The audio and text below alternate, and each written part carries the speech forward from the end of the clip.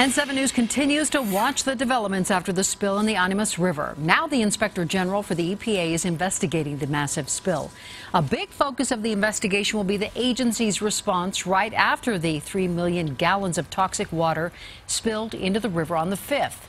Well, now the river's open and the water is finally looking clear, yet what about the bottom of the river? Just how much of that sludge has been left behind? Right, Mark Stewart has been on this story from the very beginning. Not all of that sludge has been washed away. Right? No, this is a sample we brought back from our trip to Durango, and this almost resembles salad dressing. You have the liquid on the top, and then in this case, the sludge on the bottom. But keep this in mind.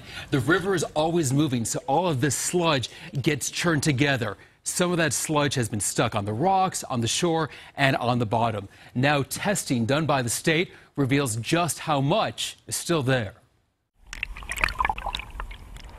The orange sludge didn't just infiltrate the Animas River. It covered everything in its path. We were just noticing down the river, there's the banks are orange. It goes deeper than that.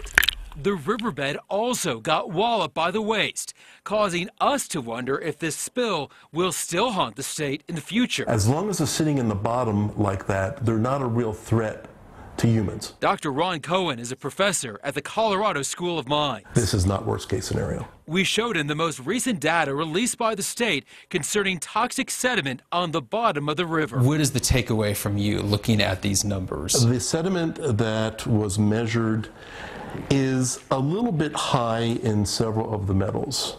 Manganese is high, and zinc is a little high in some locations, but not terribly so. I've seen much, much worse. In fact, Cohen says nature is on our side, especially when the snow starts to melt in the spring. In the spring and early summer, when you do get the snow melt in the mountains, the flow picks up so much and the velocity picks up so much of the flow, it's going to scour that bottom and just take that material right out. And the state says the levels of sediment in the sludge and the sediment, I should say, are below levels of concern.